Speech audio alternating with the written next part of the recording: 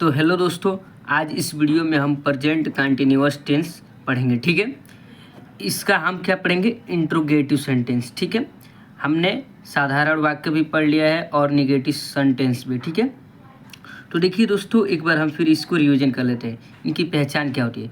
जिन वाक्यों के अंत में रहा है, रही हैं, रहे हैं आदि शब्द आते हैं प्रेजेंट कंटिन्यूअस कहलाते हैं। ठीक है, अब जैसे देखिए, ठीक है, हम उदाहरण ले लेते हैं। कमल खाना खा रहा है।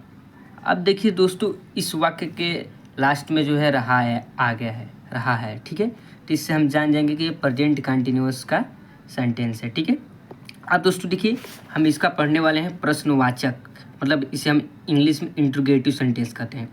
दोस्तों इसमें क्या होता है, प्रश्न मतलब क्वेश्चन के रिलेटेड जो सेंटेंस आते हैं। ठीक है, तो देख लेते हैं हम इसके क्या नियम है। ठीक है, जैसे अभी हम धीरे से समझेंगे। जैसे यहाँ देखिए, क्या कमल खाना खा रहा है, तो इसमें देखिए क्या का क्वेश्चन आया है। ठीक है, अब देखिए इधर हम थोड़ा नियम इसका पढ़ लेते हैं, देखते हैं। जब वाक्य की शुरुआत प्रश्नवाचक शब्द से हो तो सबसे पहले सहायक क्रिया इज एम आर। ठीक है, जब वाक्य की शुरुआत, ठीक है, तो वाक्य देखिए यहाँ मैं लिख देता हूँ, यहाँ थोड़ा ऊपर चलते हैं। यहाँ देखिए, क्या जब भी वाक्य की शुरुआत, ठीक है, देखिए यहाँ जब वाक्य की शुरुआत प्रश्नवाचक शब्द से हो। ठीक है, तो जब वाक्य की शुरुआत प्रश्नवाचक शब्द से, जैसे यहाँ क्या कमल खाना खा रहा था, यहाँ वाक्य की जो शुरुआत है ये क्या से शुरू हुआ है। ठीक है, तब देखिए यहाँ हम क्या लिखते हैं, शुरुआत हो तो सबसे पहले इज एम आर। अब देखिए जो इज का प्रयोग होता है वो एक वचन के लिए, ठीक है, आई का प्रयोग एम के साथ होता है, ठीक है, आर बहुवचन के लिए होता है। ठीक है, लगते हैं, उसके बाद कर्ता फिर मुख्य क्रिया लिखते हैं। तो इसमें क्या बताया गया है, जब वाक्य की शुरुआत क्या हो गई, ठीक है, तो सबसे पहले क्या लिखेंगे हम, जब वाक्य की शुरुआत प्रश्नवाचक शब्द से हो तो सबसे पहले सहायक क्रिया। ठीक है, तो सबसे पहले सहायक क्रिया लिखते हैं। तो चलिए हम दूसरा नियम पढ़ते हैं, फिर तब बनाने की कोशिश करेंगे, सब कुछ समझेंगे। ठीक है, तो इसमें देखिए दोस्तों क्या नियम है, जब प्रश्नवाचक शब्द वाक्य के बीच में आए तो सबसे पहले उस प्रश्नवाचक शब्द की अंग्रेजी लिखते हैं।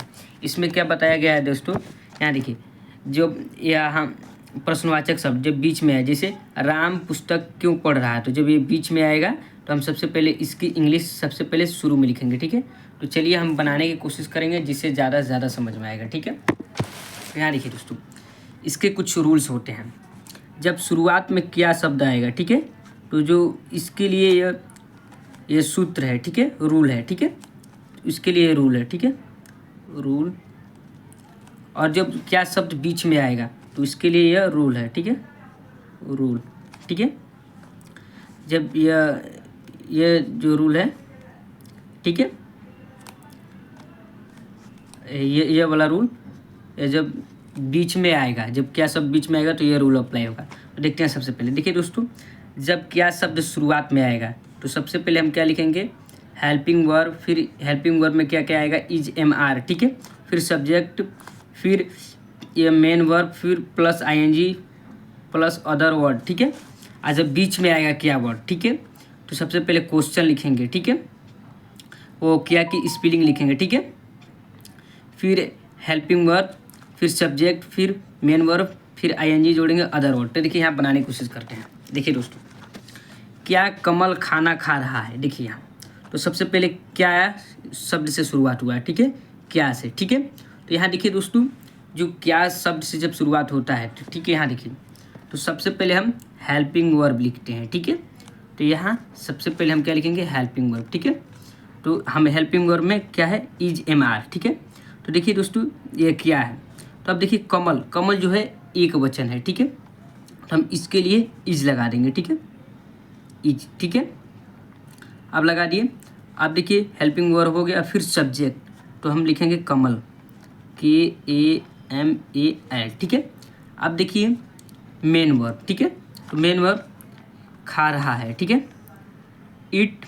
ठीक है, अब देखिए इसमें क्या है, आईएनजी जोड़ेंगे, मेन वर्ब में आईएनजी, तो यहाँ ईटिंग। ठीक है, अब देखिए दोस्तों, यहाँ फूड का इंग्लिश हम लिख देंगे, खाने का होता है फूड। अब देखिए, अब लास्ट में दोस्तों आपको प्रश्नवाचक का चिन्ह देना है। देखिए आपका सेंटेंस कंप्लीट हो गया।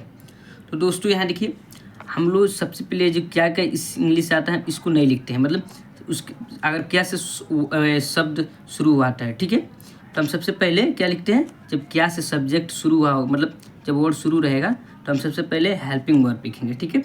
अब दोस्तों यही दूसरा देखिए, राम पुस्तक क्यों पढ़ रहा है। यहाँ क्या है जो है क्यों बीच में आया है, सॉरी क्या नहीं, क्यों बीच में आया है, ठीक है।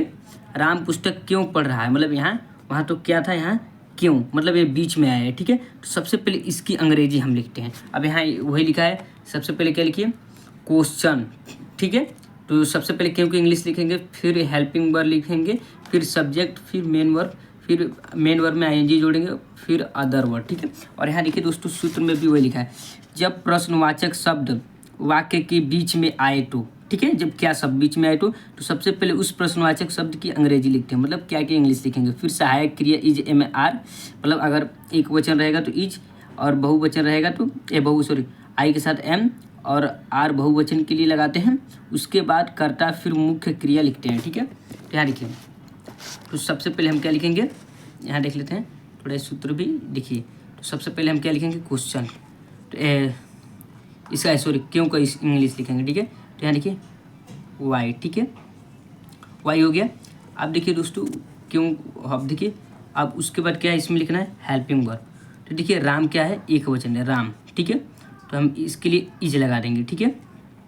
अब देखिए सब्जेक्ट, ठीक है, यहाँ देखिए सब्जेक्ट, ठीक है, यहाँ देखिए सब्जेक्ट, तो यहाँ देखिए क्या हम लिखेंगे, यहाँ देखिए अब इसमें सब्जेक्ट क्या है, राम, ठीक है। अब देखते हैं इसमें फिर मेन वर्ब, ठीक है, तो पढ़ रहा है, ठीक है, तो पढ़ रहा है, ठीक है, पढ़ रहा है, तो इसकी इंग्लिश होती है, पढ़ रहा है इसकी इंग्लिश होती है रीड, ठीक है। अब इसमें देखिए आईएनजी जुड़ा है, मतलब मेन वर्ब में आईएनजी जोड़ते हैं, तो यहाँ हो जाएगा आईएनजी, ठीक है, ठीक है, ये हो गया रीडिंग, ठीक है। अब देखिए दोस्तों, अब अदर आईएनजी जोड़ दिया, अब प्लीज अदर वर्ड, तो अब यहाँ क्या लिखेंगे, हम यहाँ लिखेंगे पुस्तक। पुस्तक की इंग्लिश क्या होती है, ये देखिए हम लास्ट में बुक लिख देंगे। अब ये सेंटेंस है कंप्लीट हो गया है, सेंटेंस ये कंप्लीट हो गया, तो अब हम इसे क्वेश्चन मार्क लगा देंगे।